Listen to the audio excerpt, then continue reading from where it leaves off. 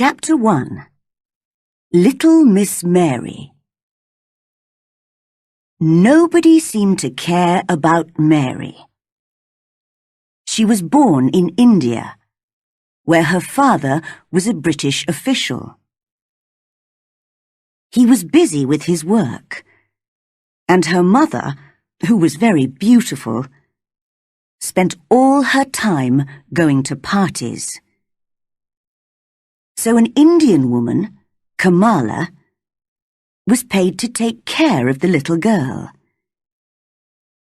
Mary was not a pretty child. She had a thin, angry face and thin yellow hair. She was always giving orders to Kamala, who had to obey. Mary never thought of other people, but only of herself. In fact, she was a very selfish, disagreeable, bad-tempered little girl. One very hot morning, when she was about 9 years old, she woke up and saw that instead of Kamala, there was a different Indian servant by her bed. "What are you doing here?" she asked crossly. "Go away, and send Kamala to me at once." The woman looked afraid. "I'm sorry, Miss Mary. She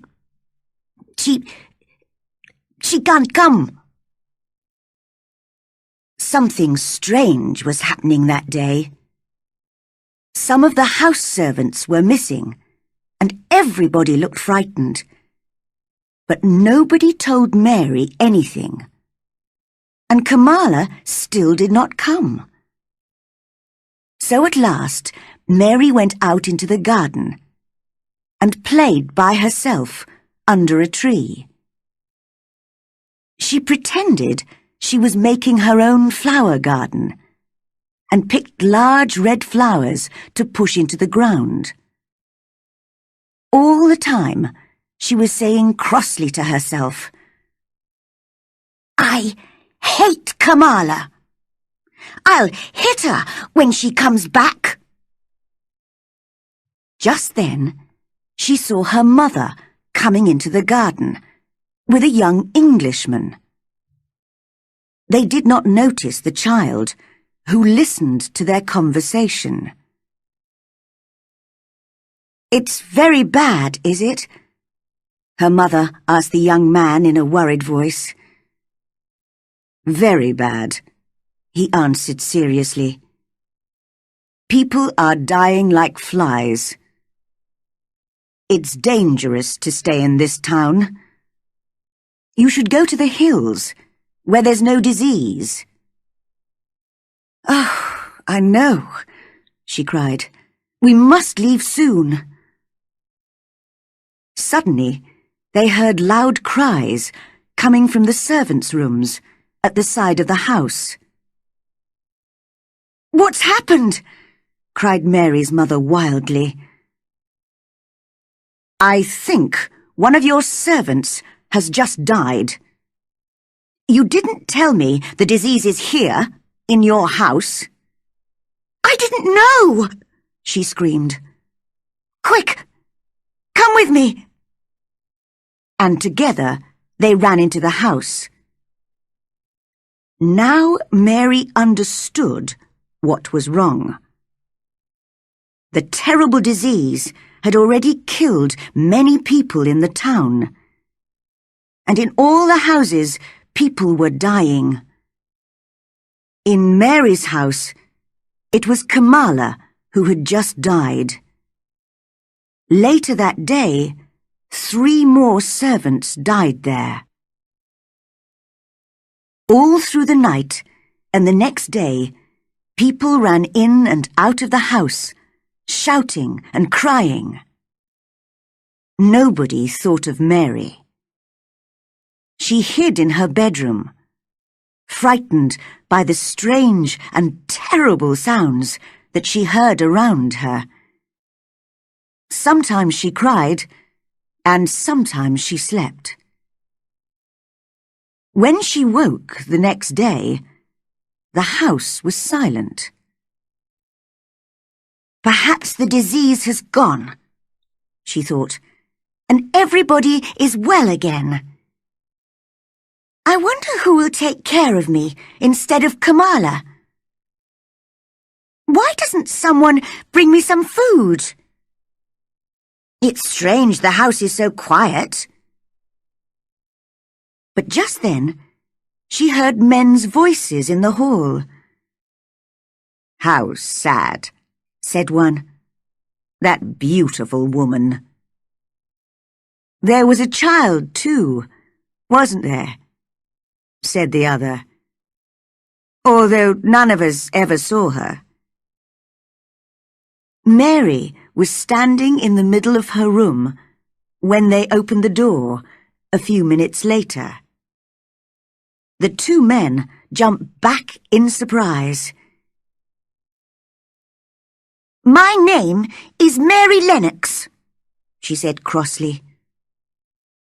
"I was asleep when everyone was ill, and now I'm hungry."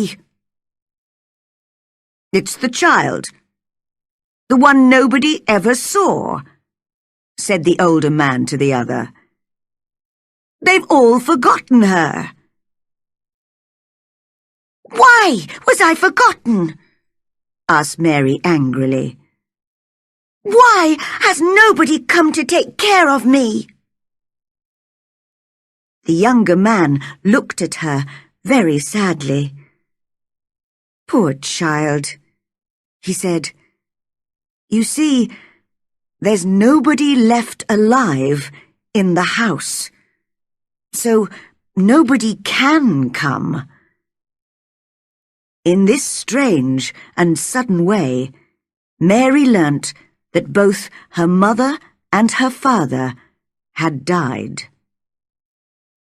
The few servants who had not died had run away in the night. No one had remembered little Miss Mary.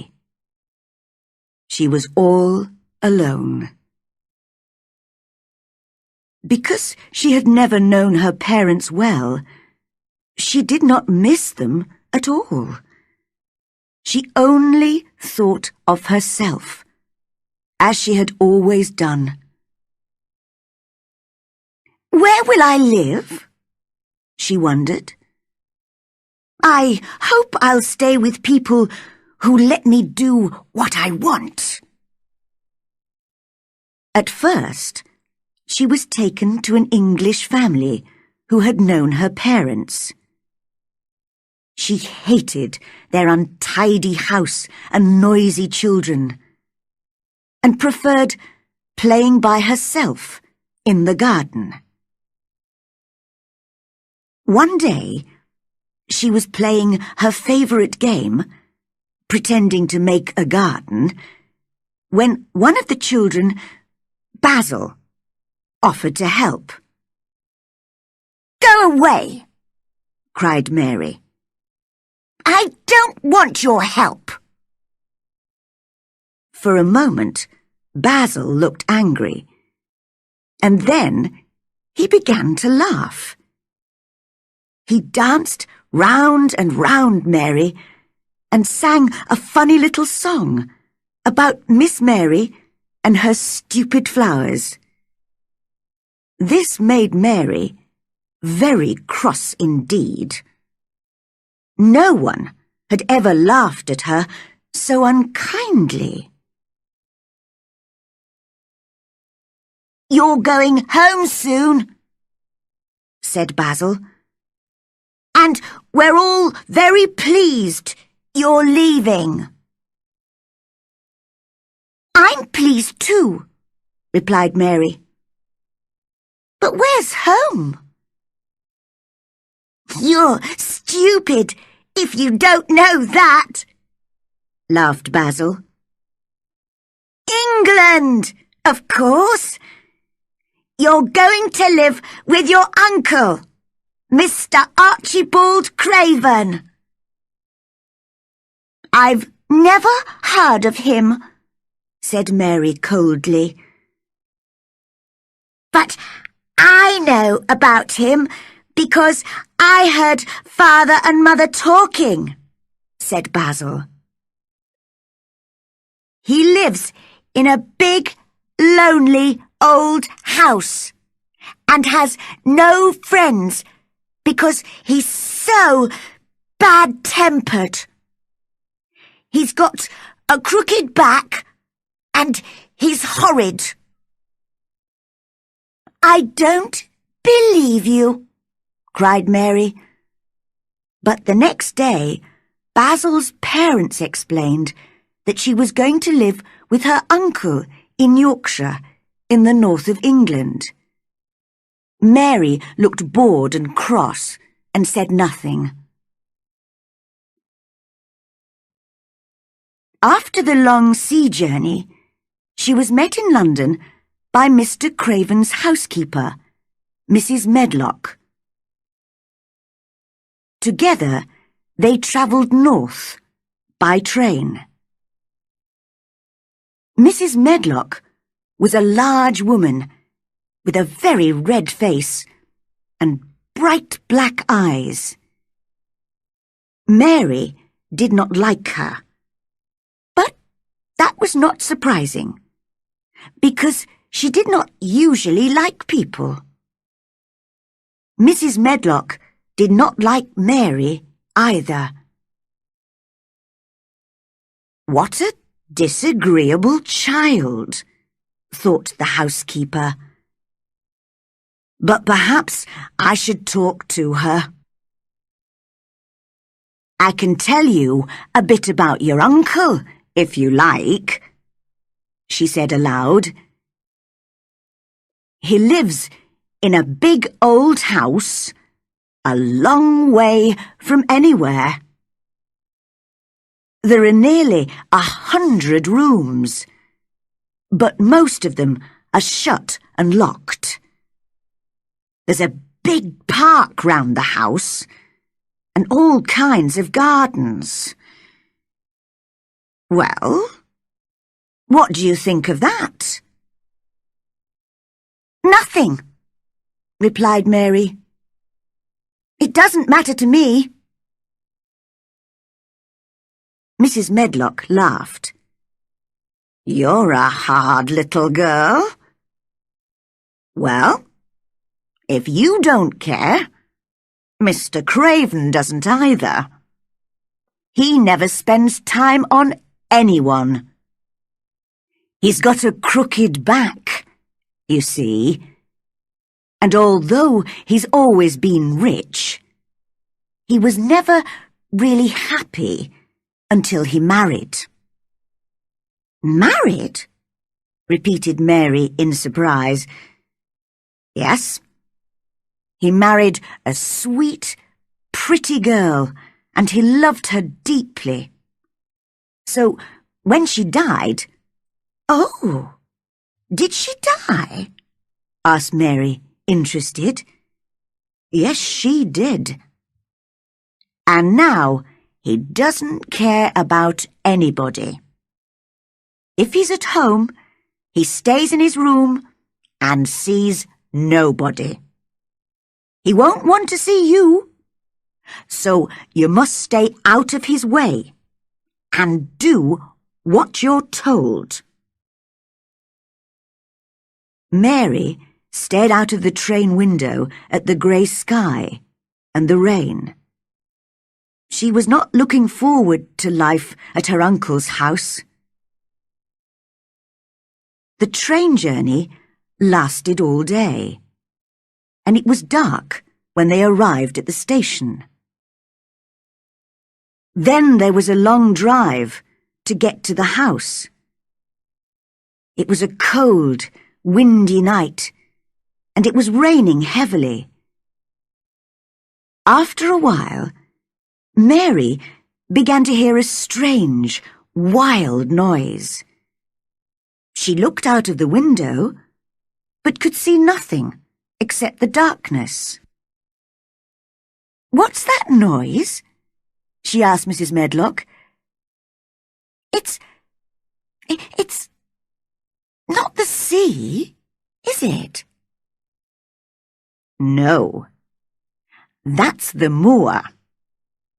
It's the sound the wind makes, blowing across the moor. What is a moor? It's just miles and miles of wild land, with no trees or houses. Your uncle's house is right on the edge of the moor. Mary listened to the strange, frightening sound. I don't like it, she thought.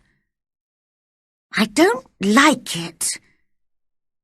She looked more disagreeable than ever.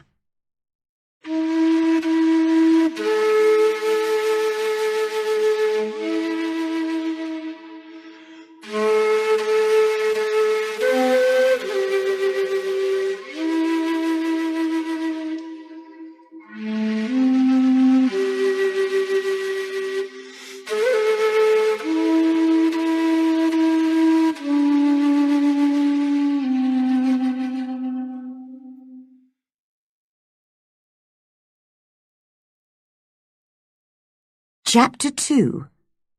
Mary in Yorkshire. They arrived at a very large old house. It looked dark and unfriendly from the outside.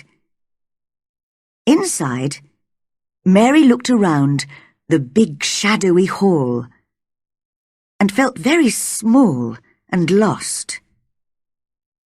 They went straight upstairs.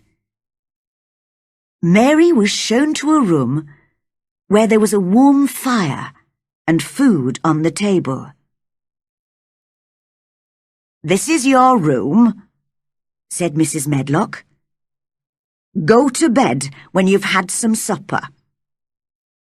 And remember, you must stay in your room. Mr. Craven doesn't want you to wander all over the house." When Mary woke up the next morning, she saw a young servant girl cleaning the fireplace. The room seemed dark and rather strange, with pictures of dogs and horses and ladies on the walls. It was not a child's room at all. From the window, she could not see any trees or houses, only wild land, which looked like a kind of purple sea. Who are you? she asked the servant coldly. Martha, miss, answered the girl with a smile. And what's that outside? Mary continued. That's the moor, smiled Martha. Do you like it? No, replied Mary immediately. I hate it. That's because you don't know it. You will like it. I love it. It's lovely in spring and summer when there are flowers. It always smells so sweet. The air's so fresh and the birds sing so beautifully. I never want to leave the moor. Mary was feeling very bad-tempered. You're a strange servant, she said. In India, we don't have conversations with servants. We give orders, and they obey, and that's that. Martha did not seem to mind Mary's crossness. I know, I talk too much, she laughed. Are you going to be my servant? asked Mary. Well, Oh, not really. I work for Mrs. Medlock. I'm going to clean your room and bring you your food. But you won't need a servant except for those things. But who's going to dress me? Martha stopped cleaning and stared at Mary. The cannot dress this son? She asked, shocked. What do you mean? I don't understand your language. Oh, I forgot. We all speak the Yorkshire dialect here. But of course, you don't understand that. I meant to say, can't you put on your own clothes? Of course not. My servant always used to dress me. Well, I think you should learn to dress yourself. My mother always says people should be able to take care of themselves, even if they're rich and important. Little Miss Mary was furious with Martha. It's different in India, where I come from. You don't know anything about India, or about servants, or about anything. You... She could not explain what she meant. Suddenly, she felt very confused and lonely. She threw herself down on the bed and started crying wildly. Now, don't cry like that, Martha said gently. I'm very sorry. You're right. I don't know anything about anything. Please stop crying, miss. She sounded kind and friendly, and Mary began to feel better and soon stopped crying. Martha went on talking as she finished her cleaning. But Mary looked out of the window in a bored way and pretended not to listen. I've got 11 brothers and sisters, you know, miss. There's not much money in our house, and they all eat so much food. Mother says it's the good fresh air on the moor that makes them so hungry. My brother Dickon, he's always out on the moor. He's 12, and he's got a horse, which he rides sometimes. Where did he get it?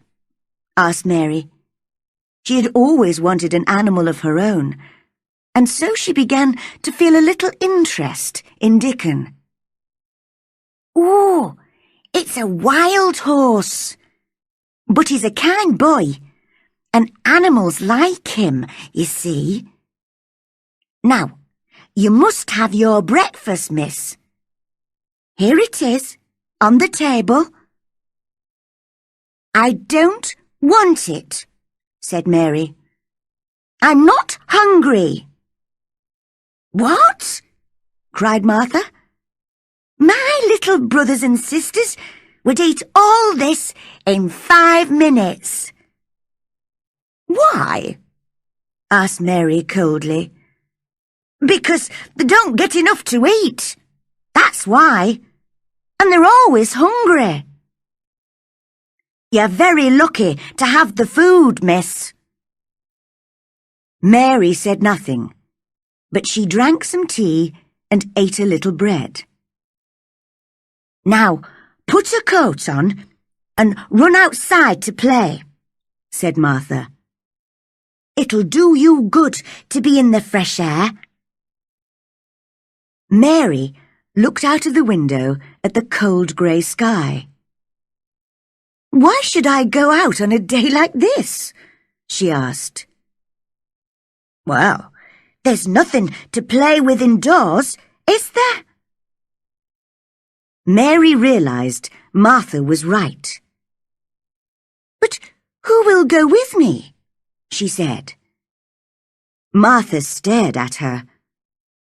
"Nobody. You'll have to learn to play by yourself. Dickon plays by himself on the moors for hours, with the wild birds and the sheep and the other animals." She looked away for a moment. "Perhaps I shouldn't tell you this, but one of the walled gardens is locked up. Nobody's been in it for 10 years. It was Mrs. Craven's garden, and when she died so suddenly, Mr. Craven locked it and buried the key.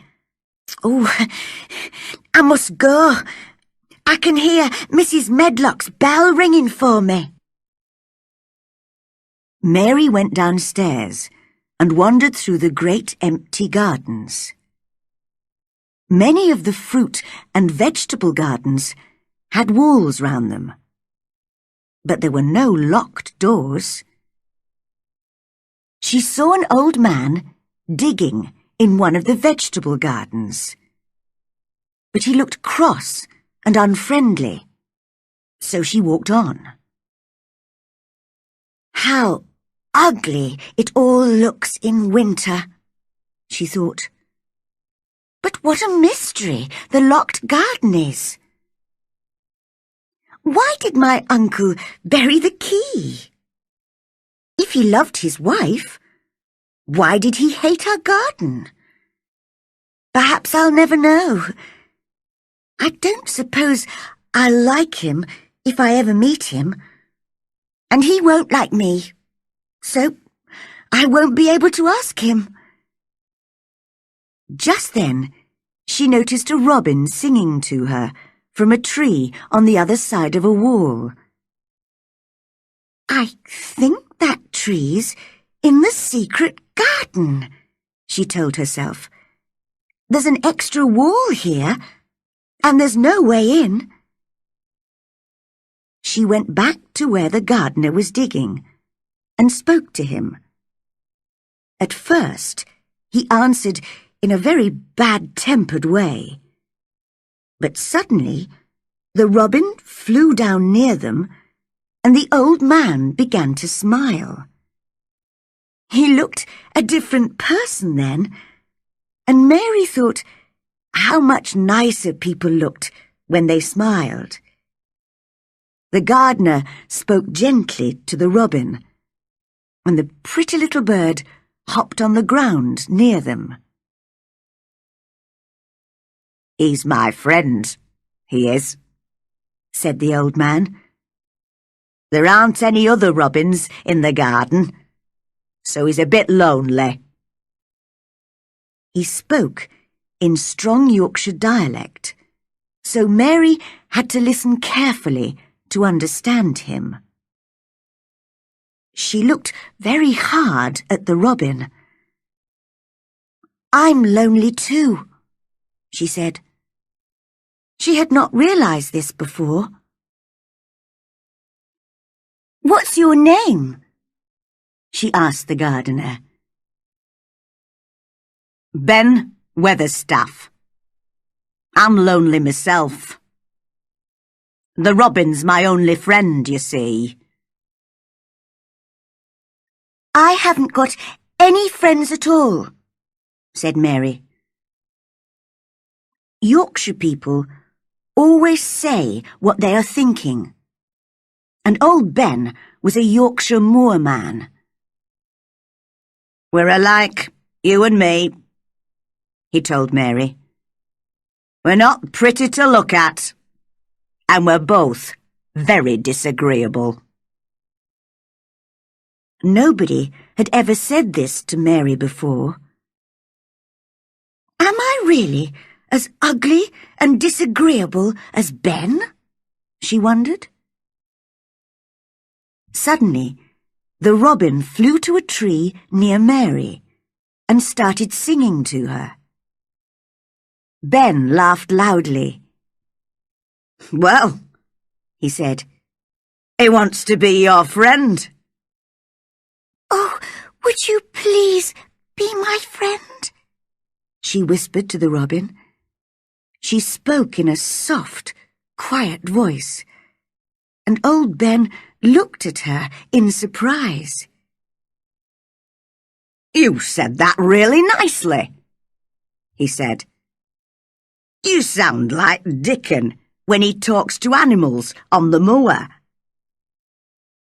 "Do you know Dickon?" asked Mary. But just then, the robin flew away. "Oh, look! He's flown into the garden with no door. Please, Ben, how can I get into it?" Ben stopped smiling and picked up his spade. "You can't, and that's that. It's not your business. Nobody can find the door. Run away and play, will you? I must get on with my work." And he walked away. He did not even say goodbye. In the next few days, Mary spent almost all her time in the gardens. The fresh air from the moor made her hungry, and she was becoming stronger and healthier. One day, she noticed the robin again. He was on top of a wall, singing to her. "Good morning. Isn't this fun? Come this way," he seemed to say as he hopped along the wall. Mary began to laugh as she danced along beside him. "I know the secret gardens on the other side of this wall," she thought excitedly. "And the robin lives there. But where's the door?" That evening, she asked Martha to stay and talk to her beside the fire after supper. They could hear the wind blowing round the old house, but the room was warm and comfortable. Mary only had one idea in her head. "Tell me about the secret garden," she said. "Well, all right then, miss. But we aren't supposed to talk about it, you know. It was Mrs. Craven's favourite garden, and she and Mr. Craven used to take care of it themselves. They spent hours there, reading and talking. Very happy they were. They used the branch of an old tree as a seat. But one day, when she was sitting on the branch, it broke, and she fell. She was very badly hurt, and the next day, she died. That's why he hates the garden so much, and won't let anyone go in there." "How sad," said Mary. "Poor Mr. Craven." It was the first time that she had ever felt sorry for anyone. Just then, as she was listening to the wind outside, she heard another noise in the house. "Can you hear a child crying?" she asked Martha. Martha looked confused. No," she replied. "No, I think it must be the wind." But at that moment, the wind blew open their door, and they heard the crying very clearly. "I told you," cried Mary. At once, Martha shut the door. "It was the wind," she repeated. But she did not speak in her usual natural way, and Mary did not believe her. The next day it was very rainy, so Mary did not go out. Instead, she decided to wander round the house, looking into some of the 100 rooms that Mrs. Medlock had told her about. She spent all morning going in and out of dark, silent rooms, which were full of heavy furniture and old pictures. She saw no servants at all, and was on her way back to her room for lunch when she heard a cry. "It's a bit like the cry that I heard last night," she thought. Just then, the housekeeper, Mrs. Medlock, appeared, with her keys in her hand. "What are you doing here?" she asked crossly. "I didn't know which way to go, and I heard someone crying," answered Mary. "You didn't hear anything. Go back to your room now, and if you don't stay there, I'll lock you in." Mary hated Mrs. Medlock for this. "There was someone crying. I know there was," she said to herself. "But I'll discover who it is soon." She was almost beginning to enjoy herself in Yorkshire.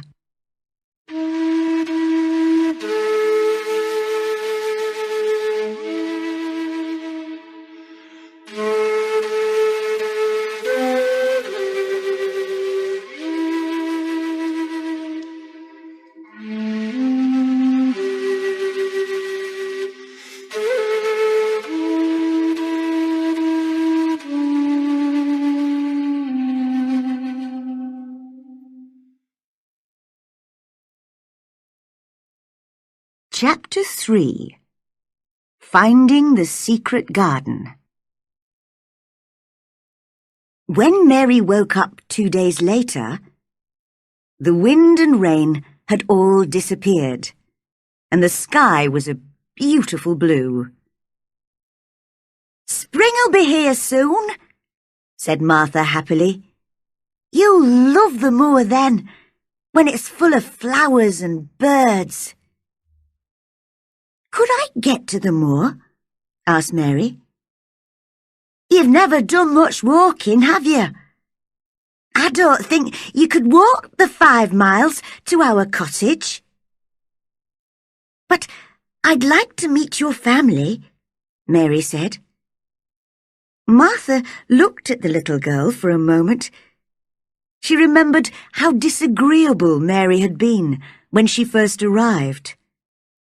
But now, Mary looked interested and friendly. "I'll ask Mother," said Martha. "She can always think of a good plan. She's sensible and hard-working and kind. I know you'll like her." "I like Dickon, although I've never seen him. I wonder what Dickon will think of you." "He won't like me," said Mary. "No one does." "But do you like yourself? That's what Mother would ask." "No, not really. I've never thought of that." "Well, I must go now. It's my day off, so I'm going home to help Mother with the housework. Goodbye, miss. See you tomorrow." Mary felt lonelier than ever when Martha had gone, so she went outside. The sunshine made the gardens look different, and the change in the weather had even made Ben Weatherstaff easier to talk to. "Can you smell spring in the air?" he asked her. "Things are growing, deep down in the ground. Soon you'll see little green shoots coming up. Young plants they are. You watch them." "I will," replied Mary. "Oh, there's the robin." The little bird hopped onto Ben's spade. "Are things growing in the garden where he lives?" "What garden?" said Ben in his bad-tempered voice. "You know, the secret garden. Are the flowers dead there?" She really wanted to know the answer. "Ask the robin," said Ben crossly. "He's the only one who's been in there for the last 10 years. 10 years was a long time, Mary thought. She had been born 10 years ago. She walked away, thinking. She had begun to like the gardens, and the robin, and Martha, and Dickon, and their mother. Before she came to Yorkshire, she had not liked anybody. She was walking beside the long wall of the secret garden when a most wonderful thing happened. She suddenly realized the robin was following her. She felt very pleased and excited by this, and cried out, "You like me, don't you? And I like you too." As he hopped along beside her, she hopped and sang too, to show him that she was his friend. Just then, he stopped at a place where a dog had dug a hole in the ground. As Mary looked at the hole, she noticed something almost buried there. She put her hand in and pulled it out. It was an old key. "Perhaps it's been buried for 10 years," she whispered to herself. "Perhaps it's the key to the secret garden." She looked at it for a long time. How lovely it would be to find the garden and see what had happened to it in the last 10 years. She could play in it all by herself, and nobody would know she was there. She put the key safely in her pocket. The next morning, Martha was back at Misselthwaite Manor and told Mary all about her day with her family. "I really enjoyed myself. I helped Mother with the whole week's washing and baking. And I told the children about you.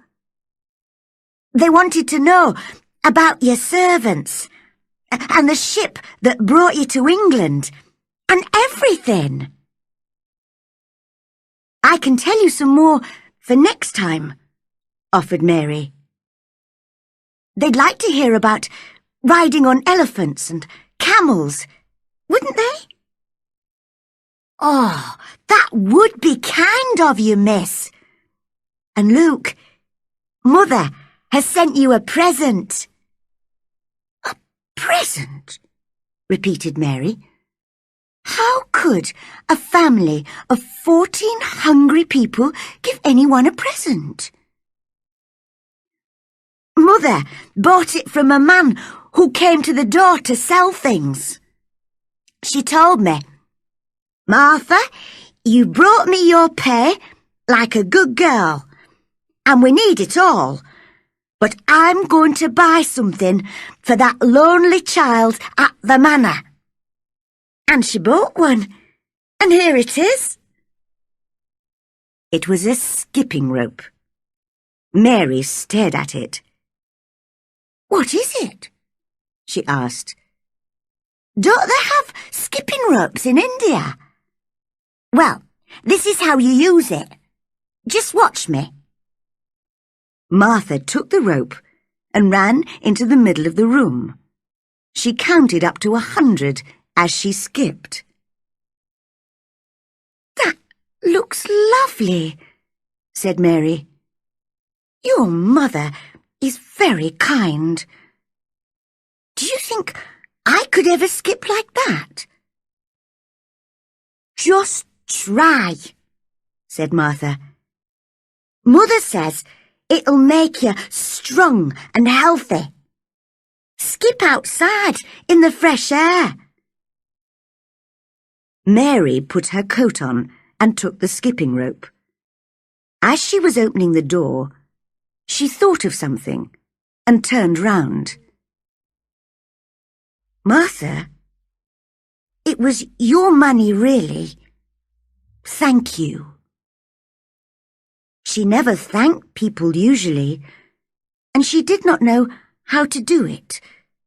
So she held out her hand, because she knew that adults did that. Martha shook her hand and laughed. You're a strange child, she said, like an old woman. Now, run away and play. The skipping rope was wonderful. Mary counted and skipped and counted until her face was hot and red. She was having more fun than she had ever had before. She skipped through the gardens until she found Ben Weatherstaff, who was digging and talking to his robin. She wanted them both to see her skip. "Well," said Ben, "you're looking fine and healthy today. Go on skipping. It's good for you." Mary skipped all the way to the secret garden wall. And there was the robin. He had followed her. Mary was very pleased. You showed me where the key was yesterday, she laughed.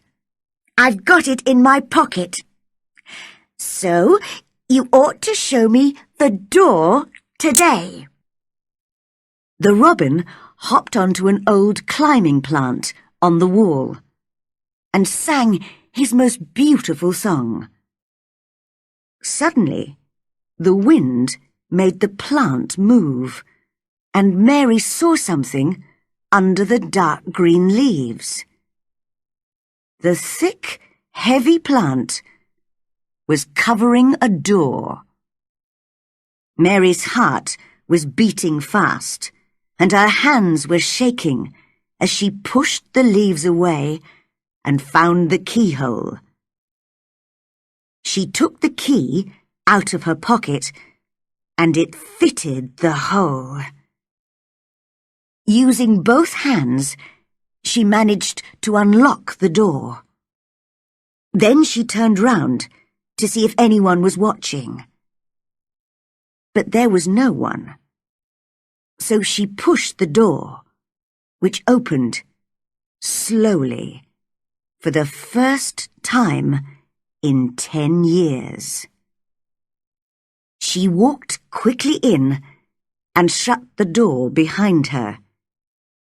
At last, she was inside the secret garden. It was the loveliest, most exciting place she had ever seen. There were old rose trees everywhere, and the walls were covered with climbing roses. She looked carefully at the grey branches. Were the roses still alive? Ben would know. She hoped they weren't all dead. But she was, inside the wonderful garden, in a world of her own. It seemed very strange and silent, but she did not feel lonely at all. Then she noticed some small green shoots coming up through the grass. So something was growing in the garden, after all. When she found a lot more shoots in different places, she decided they needed more air and light. So she began to pull out the thick grass around them. She worked away, clearing the ground for 2 or 3 hours, and had to take her coat off because she got so hot. The robin hopped around, pleased to see someone gardening. She almost forgot about lunch. And when she arrived back in her room, she was very hungry and ate twice as much as usual. "Martha," she said as she was eating, "I've been thinking. This is a big, lonely house, and there isn't much for me to do. Do you think if I buy a little spade, I can make my own garden?" "That's just what Mother said," replied Martha. "You'd enjoy digging and watching plants growing. Dickon can get you a spade and some seeds to plant, if you like."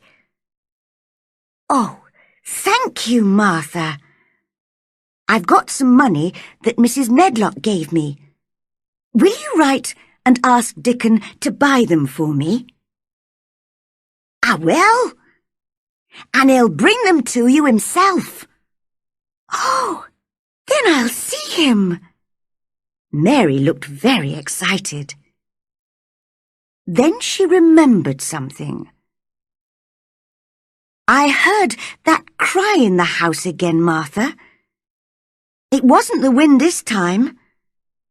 I've heard it 3 times now. Who is it?" Martha looked uncomfortable. "You mustn't go wandering around the house, you know. Mr. Craven wouldn't like it. Now, I must go and help the others downstairs.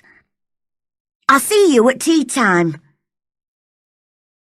As the door closed behind Martha, Mary thought to herself, "This really is the strangest house that anyone ever lived in."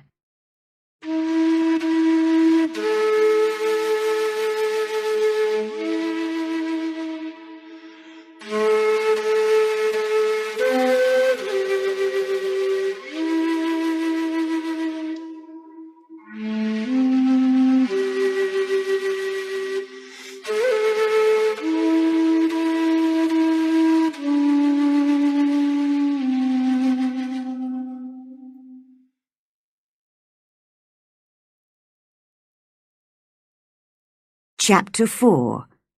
Meeting Dickon. Mary spent nearly a week working in the secret garden. Each day, she found new shoots coming out of the ground. Soon, there would be flowers everywhere, thousands of them. It was an exciting game to her. When she was inside those beautiful old walls, no one knew where she was. During that week, she became more friendly with Ben, who was often digging in one of the vegetable gardens. "What are your favourite flowers, Ben?" she asked him one day. "Roses. I used to work for a young lady who loved roses, you see, and she had a lot in her garden. That was 10 years ago, but she died. Very sad it was." "What happened to the roses?" asked Mary. "They were left there, in the garden." "If rose branches look dry and grey, are they still alive?" asked Mary. It was so important to know. In the spring, they'll show green shoots, and then... But why are you so interested in roses? He asked. Mary's face went red. I just wanted to pretend I've got a garden. I haven't got anyone to play with. Well, that's true, said Ben. He seemed to feel sorry for her. Mary decided she liked old Ben, although he was sometimes bad-tempered. She skipped along and into the wood at the end of the gardens. Suddenly, she heard a strange noise, and there, in front of her, was a boy. He was sitting under a tree, playing on a wooden pipe. He was about 12, with a healthy red face and bright blue eyes. There was a squirrel and a crow in the tree, and 2 rabbits sitting on the grass near him. They're listening to the music, thought Mary. I mustn't frighten them. She stood very still. The boy stopped playing. That's right, he said. Animals don't like it if you move suddenly. I'm Dickon, and you must be Miss Mary. I've brought you the spade and the seeds. He spoke in an easy, friendly way. Mary liked him at once. As they were looking at the seed packets together, the robin hopped onto a branch near them. Dickon listened carefully to the robin's song. He's saying he's your friend, he told Mary. Really? Oh, I am pleased he likes me. Can you understand everything that birds say? I think I do, and they think I do. I've lived on the moor with them for so long. Sometimes I think I am a bird or an animal, not a boy at all. His smile was the widest she had ever seen. He explained how to plant the seeds. Suddenly, he said, I can help you plant them. Where's your garden? Mary went red, then white. She had never thought of this. What was she going to say? Could you keep a secret? It's a great secret. If anyone discovers it, I'll die.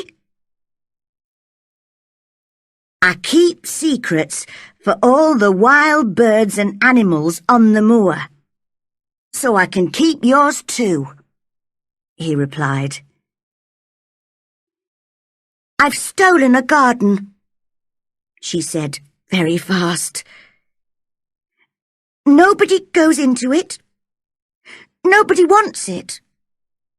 I love it, and nobody takes care of it. They're letting it die.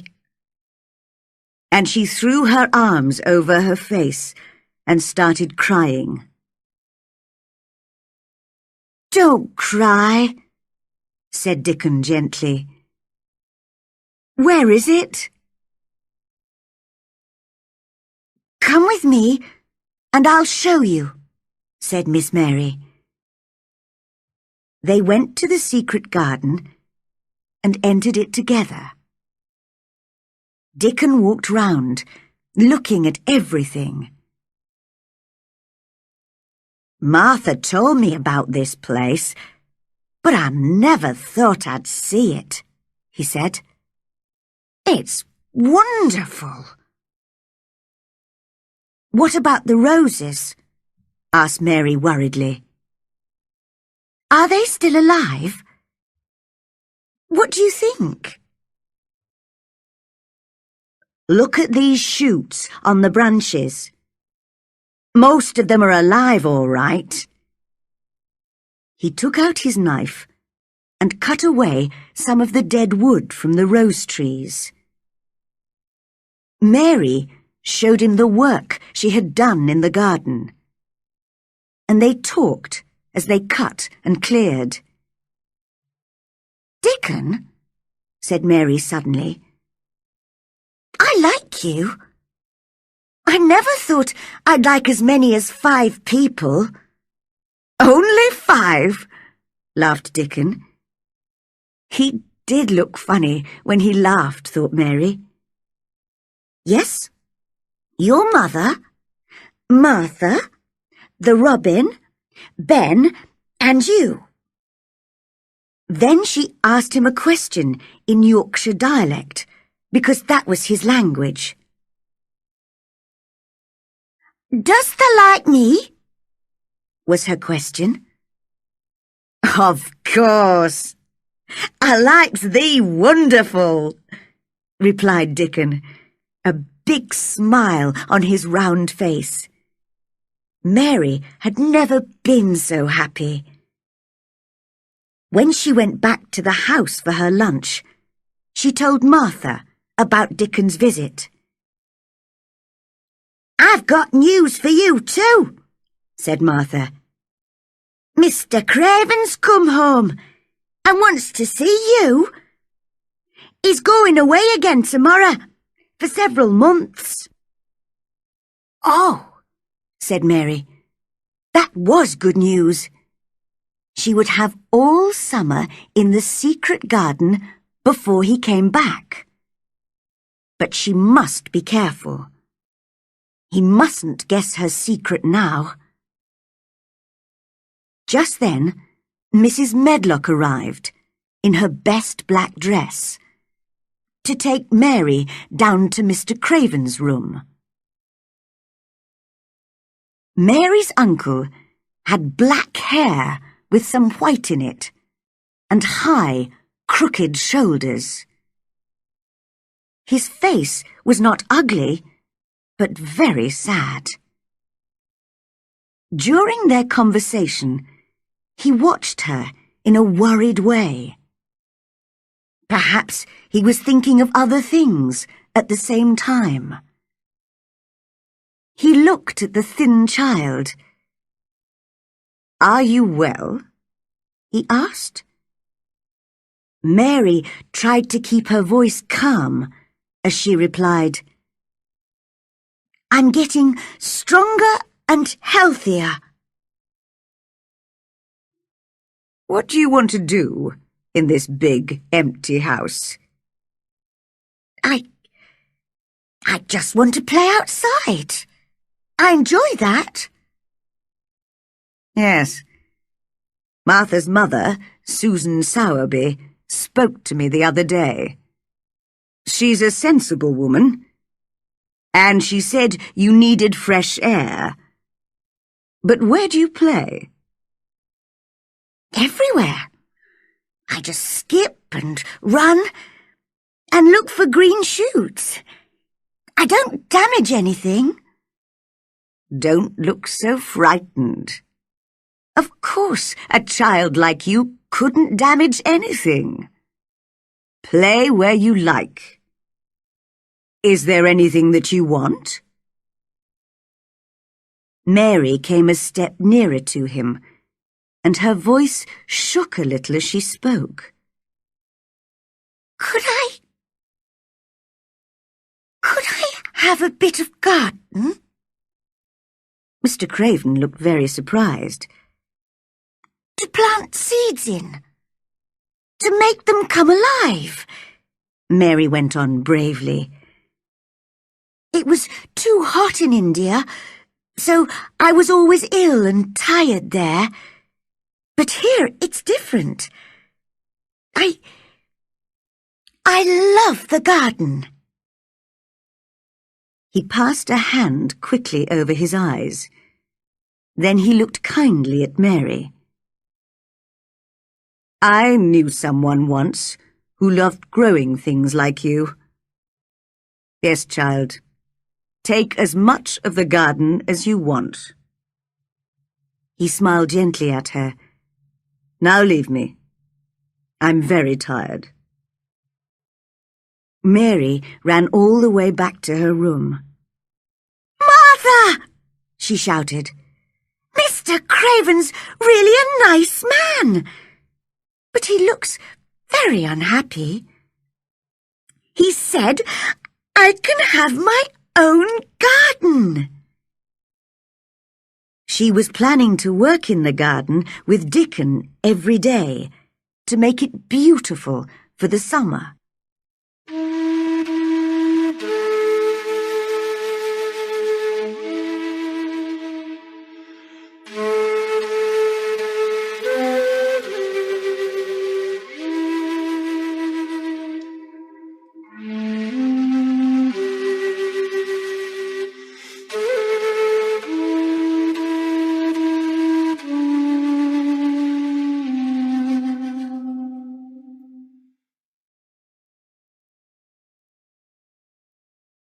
Chapter 5. Meeting Colin. In the middle of the night, Mary woke up. Heavy rain had started falling again, and the wind was blowing violently round the walls of the old house. Suddenly, she heard crying again. This time, she decided to discover who it was. She left her room and in the darkness followed the crying sound, round corners and through doors, up and down stairs, to the other side of the big house. At last, she found the right room. She pushed the door open and went in. It was a big room with beautiful old furniture and pictures. In the large bed was a boy who looked tired and cross, with a thin, white, tearful face. He stared at Mary. Who are you? He whispered. Are you a dream? No, I'm not. I'm Mary Lennox. Mr. Craven's my uncle. He's my father, said the boy. I'm Colin Craven. No one ever told me he had a son, said Mary, very surprised. Well, no one ever told me you'd come to live here. I'm ill, you see. I don't want people to see me and talk about me. If I live, I may have a crooked back like my father, but I'll probably die. What a strange house this is, said Mary. So many secrets. Does your father come and see you often?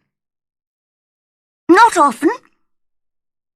He doesn't like seeing me because it makes him remember my mother. She died when I was born, so he almost hates me, I think. Why do you say you're going to die? Asked Mary. I've always been ill. I've nearly died several times. And my back's never been strong.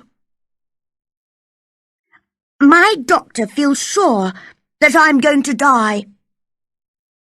But he's my father's cousin and very poor, so he'd like me to die. Then he'd get all the money when my father dies. He gives me medicine and tells me to rest. We had a grand doctor from London once who told me to go out in the fresh air and try to get well. But I hate fresh air. And another thing, all the servants have to do what I want, because if I'm angry, I become ill.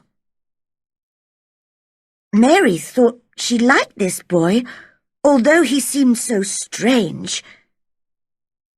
He asked her lots of questions, and she told him all about her life in India.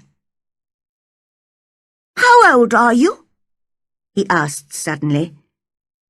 I'm 10, and so are you, replied Mary, forgetting to be careful, because when you were born, the garden door was locked, and the key was buried, and I know that was 10 years ago. Colin sat up in bed and looked very interested. What door? Who locked it? Where's the key? I want to see it. I'll make the servants tell me where it is. They'll take me there, and you can come too. Oh, please don't. Don't do that, cried Mary. Colin stared at her. Don't you want to see it? Yes, but if you make them open the door, it will never be a secret again. You see, if only we know about it, if we can find the key, we can go and play there every day. We can help the garden come alive again. And no one will know about it except us. I see, said Colin slowly. Yes, I'd like that. It'll be our secret. I've never had a secret before. And perhaps, added Mary cleverly, we can find a boy to push you in your wheelchair if you can't walk. And we can go there together without any other people. You'll feel better outside. I know I do. I'd like that, he said dreamily. I think I'd like fresh air in a secret garden. Then Mary told him about the moor, and Dickon, and Ben Weatherstaff, and the robin. And Colin listened to it all with great interest. He began to smile and look much happier. I like having you here, he said. You must come and see me every day. But I'm tired now. I'll sing you a song. My servant Kamala used to do that in India, said Mary. And very soon Colin was asleep. The next afternoon, Mary visited Colin again, and he seemed very pleased to see her. He had sent his nurse away and had told nobody about Mary's visit. Mary had not told anybody either. They read some of his books together and told each other stories. They were enjoying themselves and laughing loudly when suddenly the door opened. Dr. Craven and Mrs. Medlock came in. They almost fell over in surprise. What's happening here? Asked Dr. Craven. Colin sat up straight. To Mary, he looked just like an Indian prince. "This is my cousin, Mary Lennox," he said calmly. "I like her. She must visit me often." "Oh, I'm sorry, sir," said poor Mrs. Medlock to the doctor. "I don't know how she discovered him. I told the servants to keep it a secret."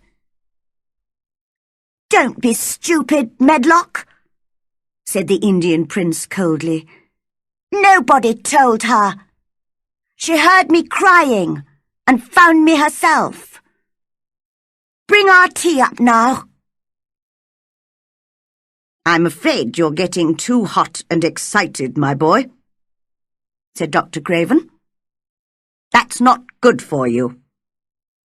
Don't forget you're ill." "I want to forget," said Colin. "I'll be angry if Mary doesn't visit me. She makes me feel better." Dr. Craven did not look happy when he left the room. "What a change in the boy, sir," said the housekeeper. "He's usually so disagreeable with all of us. He really seems to like that strange little girl. And he does look better." Dr. Craven had to agree.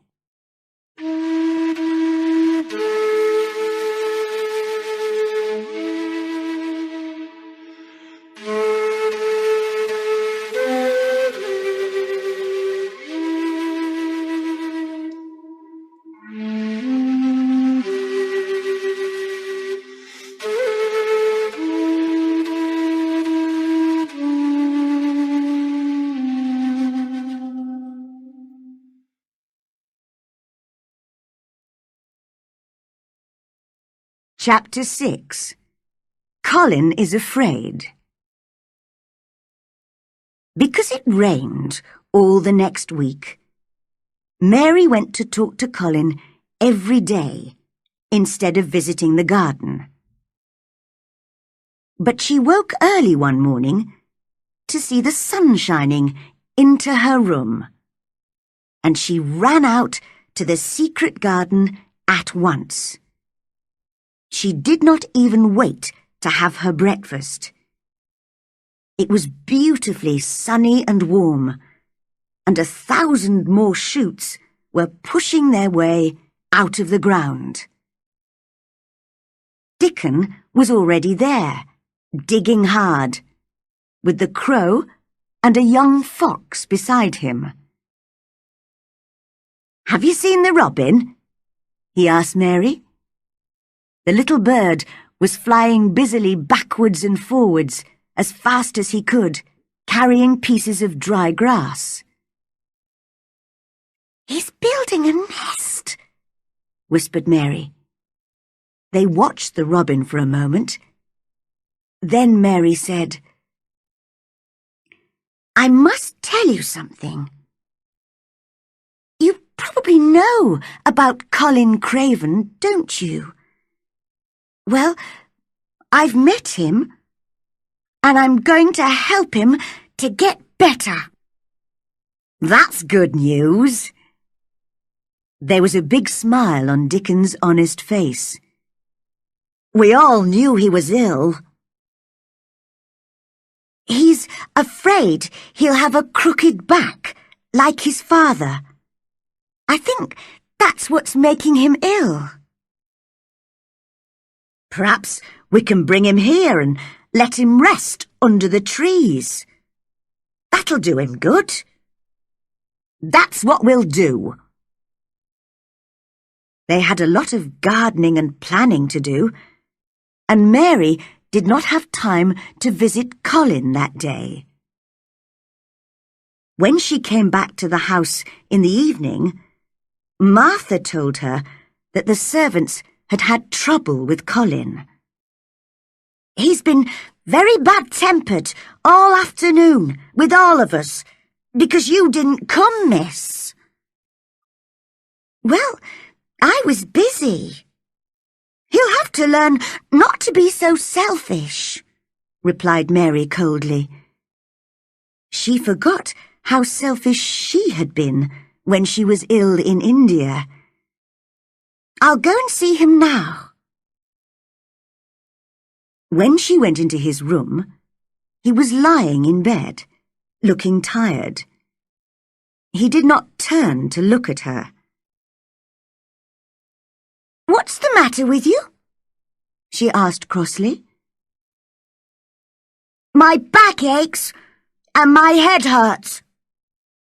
Why didn't you come this afternoon?" "I was working in the garden with Dickon."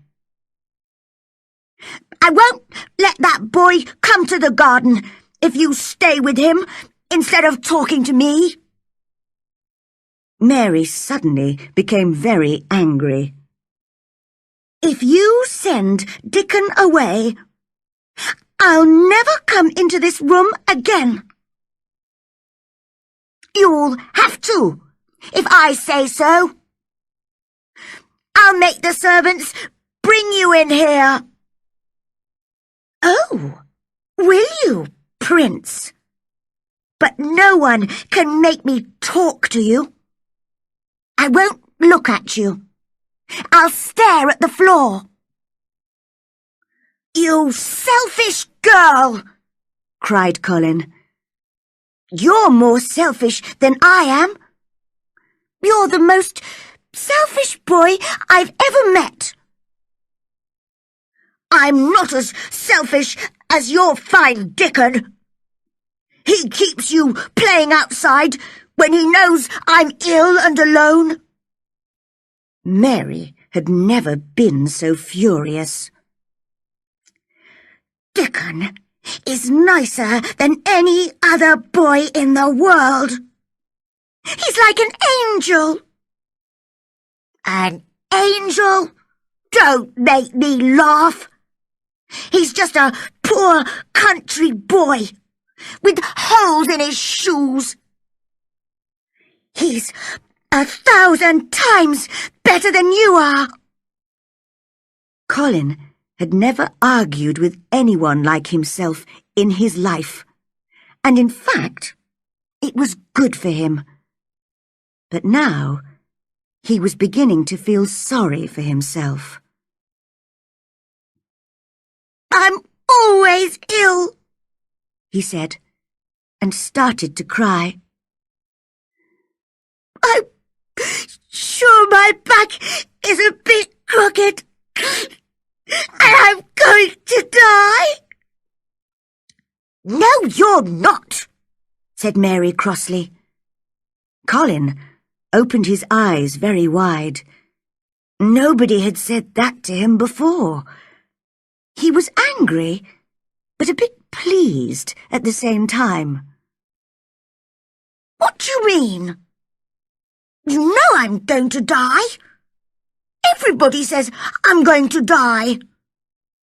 "I don't believe it," said Mary in her most disagreeable voice. "You just say that to make people feel sorry for you. You're too horrid to die." Colin forgot about his painful back and sat up in bed. "Get out of the room at once!"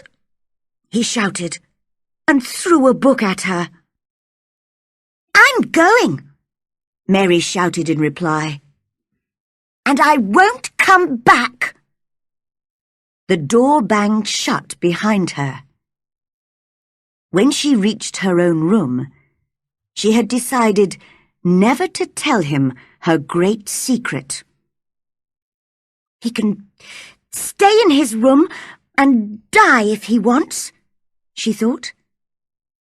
But soon she began to remember how ill he had been and how frightened he was. Frightened that one day his back would become as crooked as his father's. Perhaps I'll go back and see him tomorrow. That night, she was woken by the most terrible screams that she had ever heard. Servants were opening and shutting doors and running about. It's Colin, thought Mary. He'll go on screaming until he makes himself really ill. How selfish he is. Somebody should stop him. Just then, Martha ran into the room. "We don't know what to do," she cried.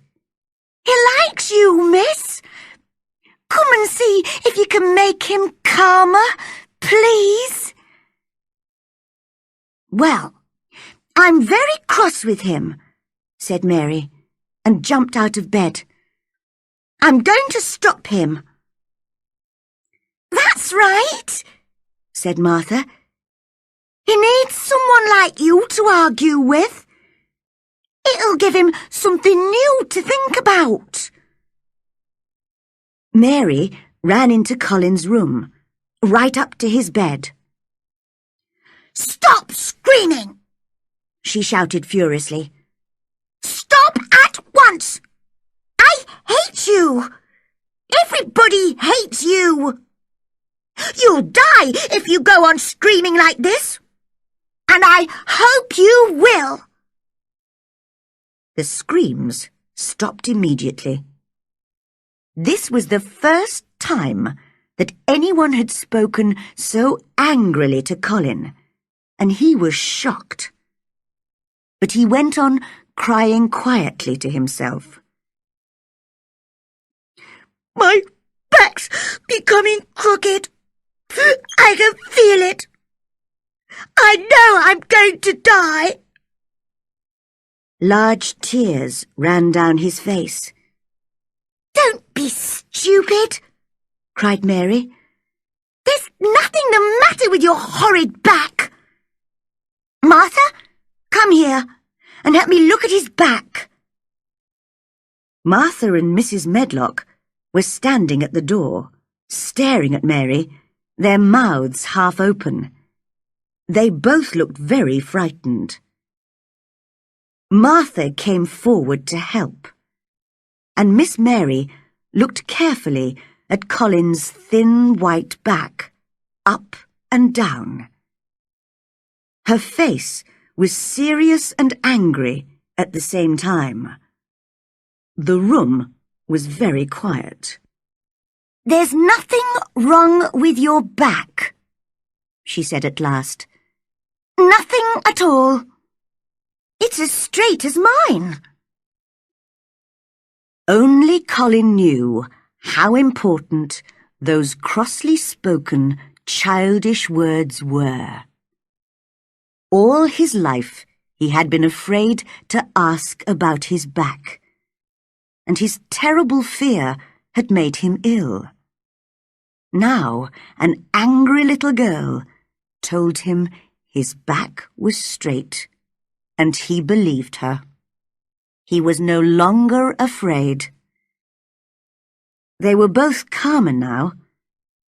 He gave Mary his hand.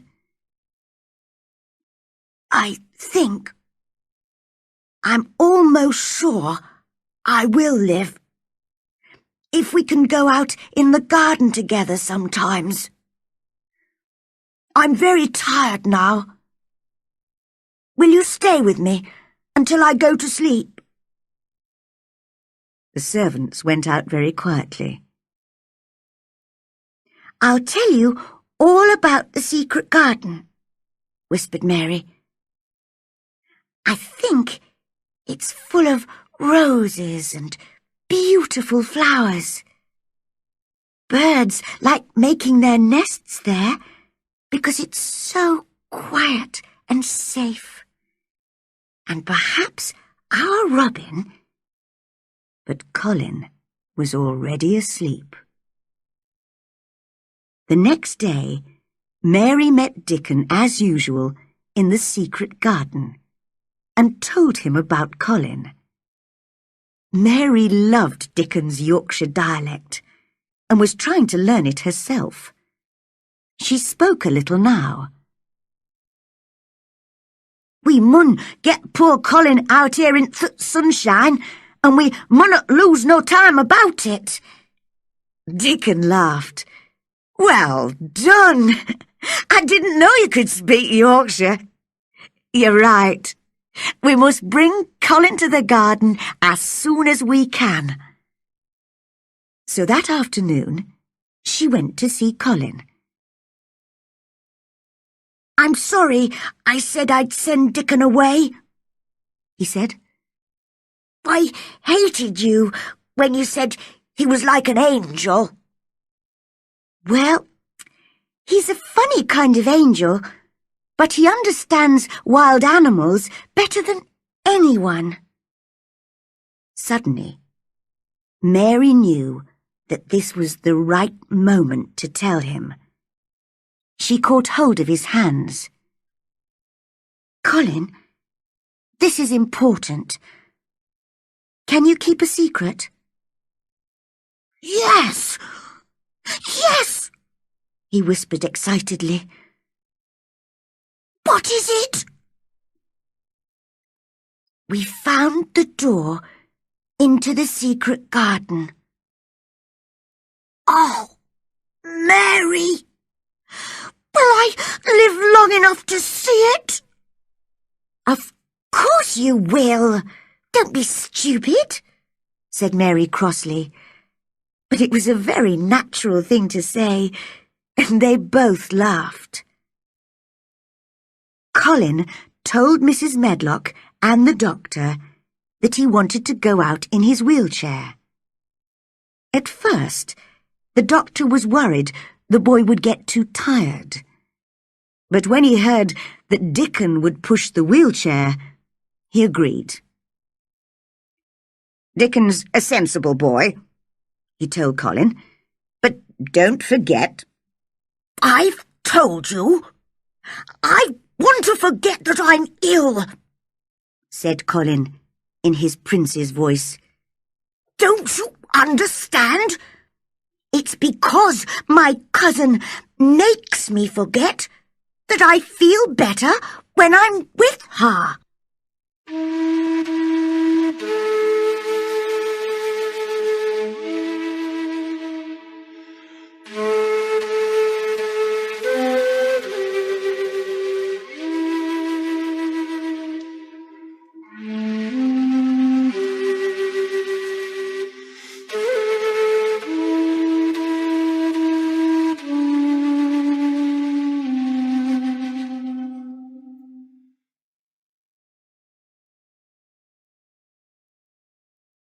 Chapter 7. Colin and the Garden.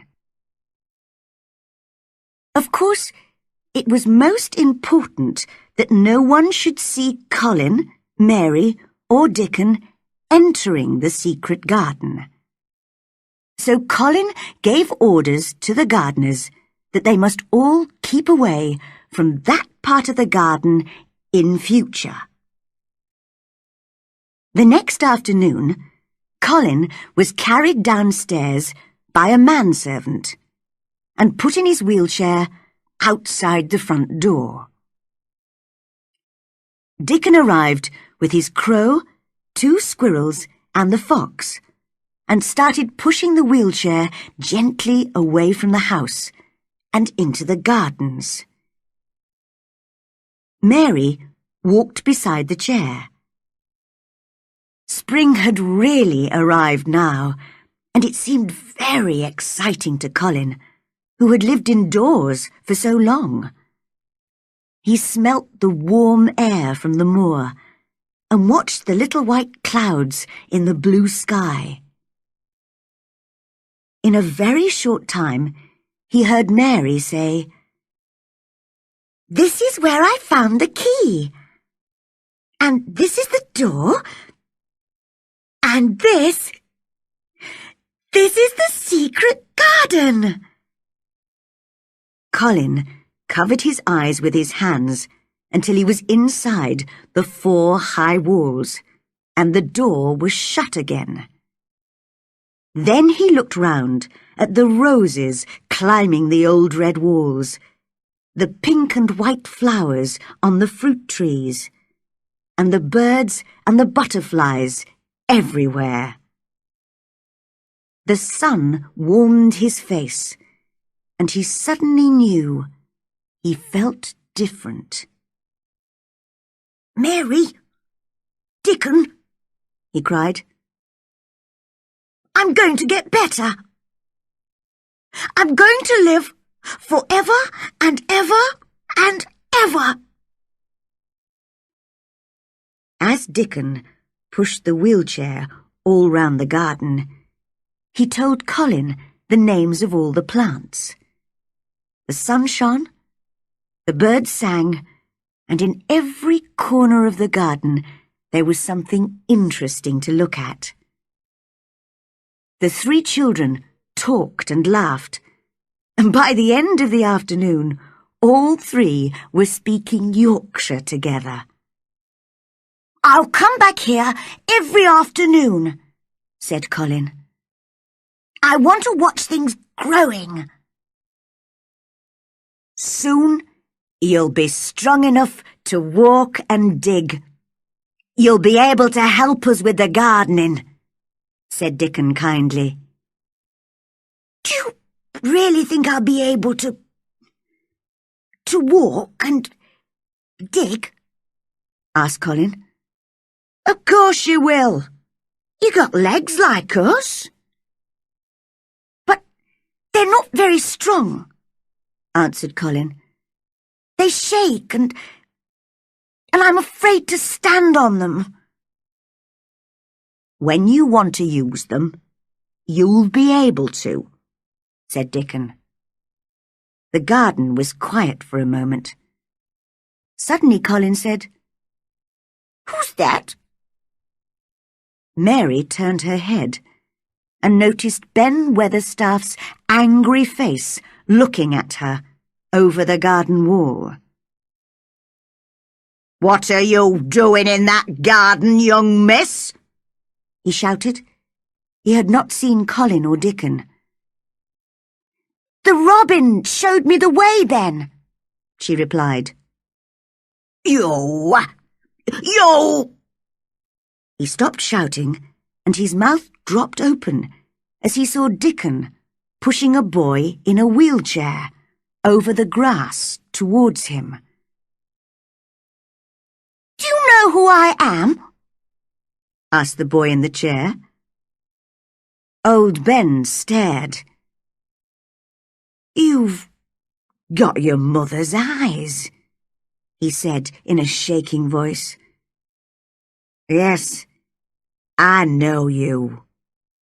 You're Mr. Craven's son, the little boy with the crooked back." Colin forgot that he had ever had backache. "My back's as straight as yours is," he shouted. Ben stared and stared. He only knew what he had heard from the servants. "You haven't got a crooked back?" he asked. "Or crooked legs?" That was too much. Colin was furious, and it made him feel strong. "Come here, Dickon," he shouted, and threw off his blanket. Dickon was by his side in a second. Mary felt sick with fear. Could Colin stand?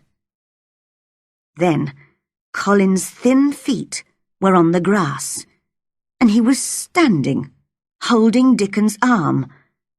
He looked strangely tall, and he held his head very high. "Look at me!" he shouted at Ben. "Just look at me!" "He's as straight as any boy in Yorkshire," said Dickon. Tears were running down Ben's brown old face. "They said you were going to die," he whispered.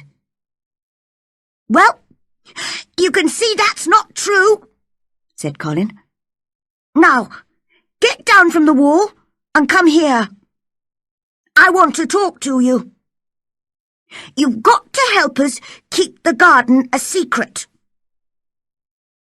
Yes, sir, said old Ben as he dried his eyes. That was the first of many beautiful afternoons in the secret garden. Colin was brought there by Dickon and Mary nearly every day, and he saw all the changes that happened there during the spring and early summer.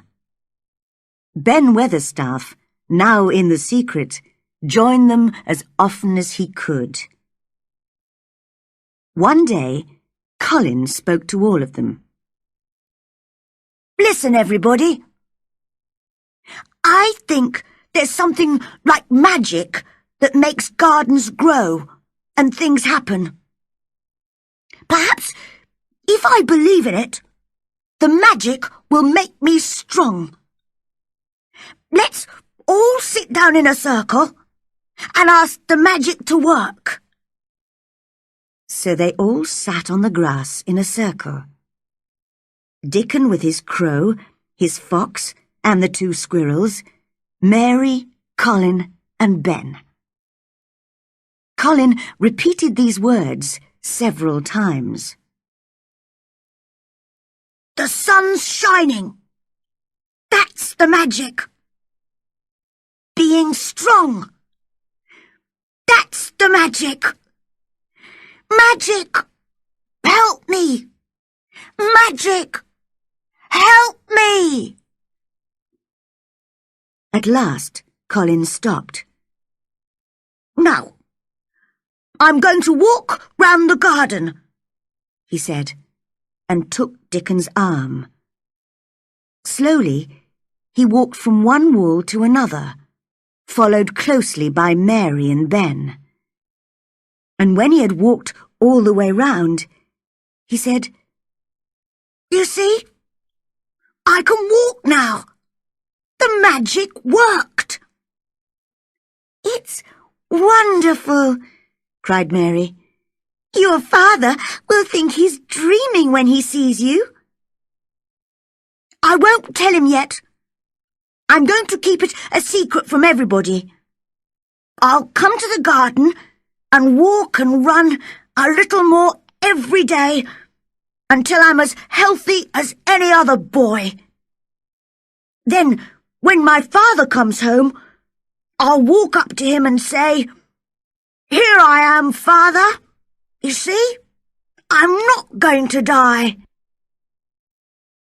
Now began a difficult time for Colin and Mary. Dickon told his mother about it one evening as he was digging the cottage garden. You see, Mother, they don't want the doctor or the servants to guess that Colin can walk and is getting better. So they have to pretend he's still ill and just as disagreeable as he used to be. If they're running about all day in the fresh air, that'll make them hungry, I should think. Yes, that's the problem. They're both getting fatter and healthier, and they really enjoy their food now. But they have to send some of it back to the kitchen, uneaten. If they eat it all, people will realise how healthy they are. Sometimes they're very hungry. I know what we can do, said Mrs. Sowerby. You can take some fresh milk and some of my newly baked bread to the garden in the mornings. If they have that, it'll do them a lot of good. What a game those children are playing! And she laughed until tears came to her eyes. One afternoon, when they were all working in the garden, the door opened and a woman came quietly in. It's Mother! cried Dickon, and ran towards her. I told her where the door was because I knew she would keep the secret. Colin held out his hand to her. I've wanted to see you for a long time, he said. Dear boy, Susan Sowerby whispered, holding his hand. You're so like your mother. Do you think, asked Colin carefully, that will make my father like me? I'm sure it will, she answered warmly. He must see you. He must come home now. You see how healthy the boy is, Susan? Asked old Ben. Look how strong and straight his legs are now. Yes, she laughed. Playing and working outside and eating good Yorkshire food has made him strong. And Miss Mary too, she added, turning to Mary. Mrs. Medlock heard that your mother was a pretty woman. You'll soon be as pretty as she was. Do you believe in magic? Colin asked her. I do, she answered. But everybody gives it a different name. It makes the sun shine and the seeds grow, and it has made you healthy. She sat down on the grass and stayed for a while, talking and laughing with the children in the quiet, sunny garden. When she stood up to leave, Colin suddenly put out a hand to her. I wish you were my mother, he whispered. Mrs. Sowerby put her arms round him and held him to her.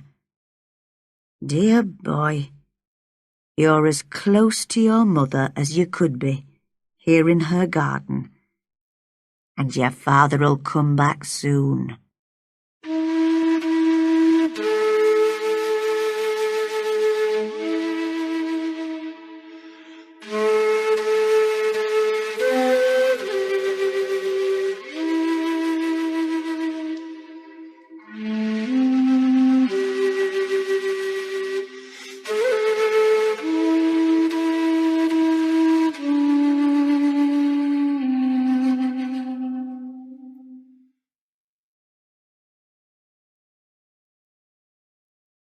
Chapter 8.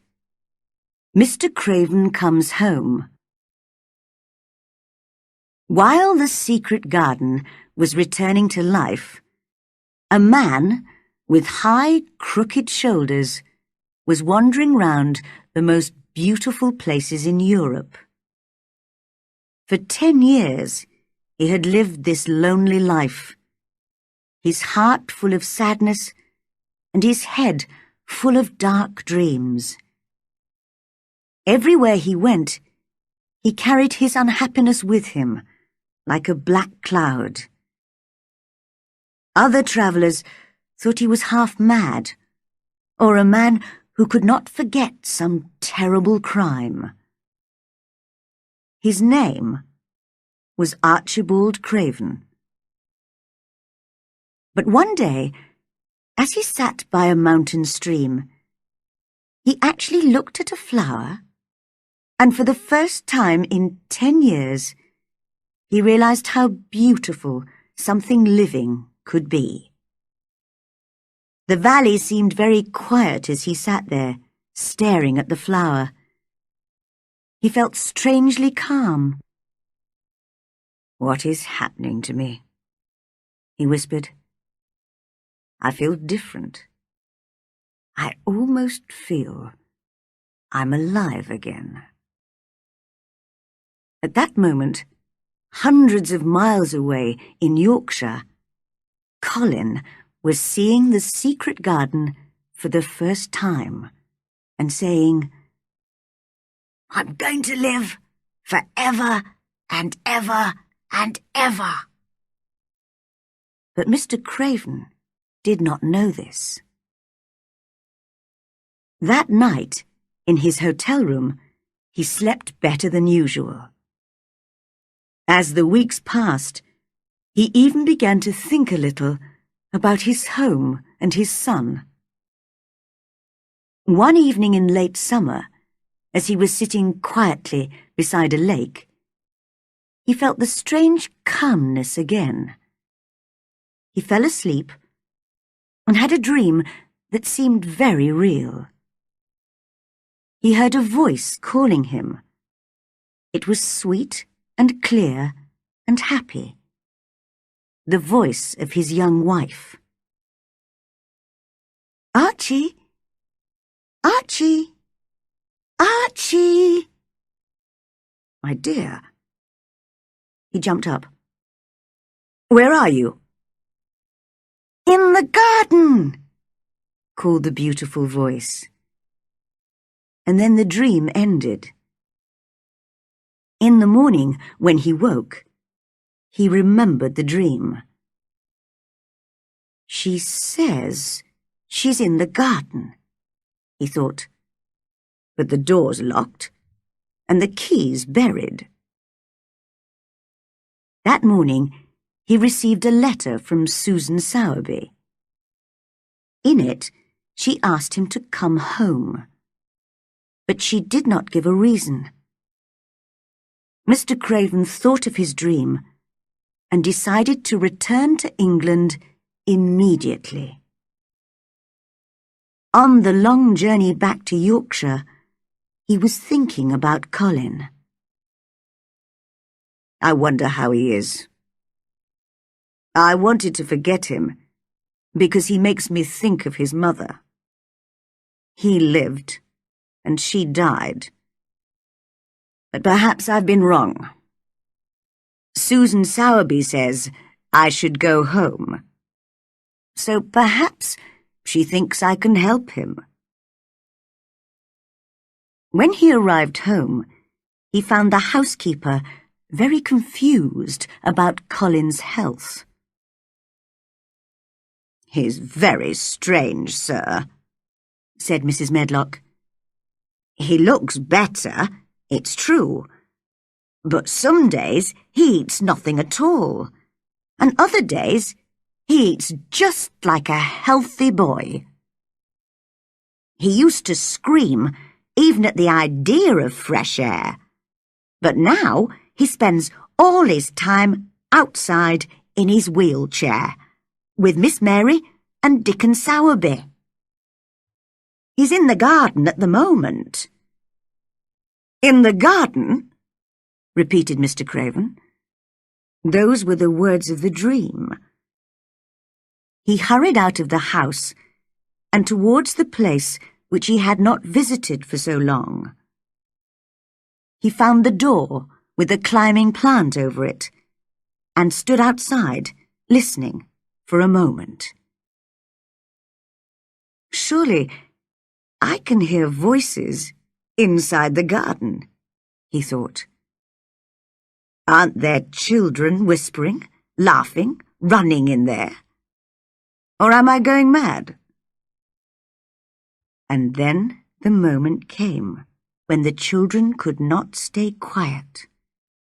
There was wild laughing and shouting, and the door was thrown open. A boy ran out. A tall, healthy, handsome boy, straight into the man's arms. Mr. Craven stared into the boy's laughing eyes. Who?" he cried. Colin had not planned to meet his father like this. But perhaps this was the best way, to come running out with his cousin and his friend. "Father," he said, "I'm Colin. You can't believe it. I can't believe it myself. It was the garden, and Mary and Dickon, and the magic that made me well. We've kept it a secret up to now. Aren't you happy, Father? I'm going to live for ever and ever and ever." Mr. Craven put his hands on the boy's shoulders. For a moment he could not speak. "Take me into the garden, my boy," he said at last, "and tell me all about it." And in the secret garden, where the roses were at their best, and the butterflies were flying from flower to flower in the summer sunshine, they told Colin's father their story. Sometimes he laughed, and sometimes he cried, but most of the time he just looked, unbelieving, into the handsome face of the son that he had almost forgotten. "Now," said Colin at the end, "it isn't a secret anymore. I'll never use the wheelchair again. I'm going to walk back with you, Father, to the house." And so, that afternoon, Mrs. Medlock, Martha, and the other servants had the greatest shock of their lives. Through the gardens, towards the house, came Mr. Craven, looking happier than they had ever seen him. And by his side, with his shoulders straight, his head held high, and a smile on his lips, walked young Colin.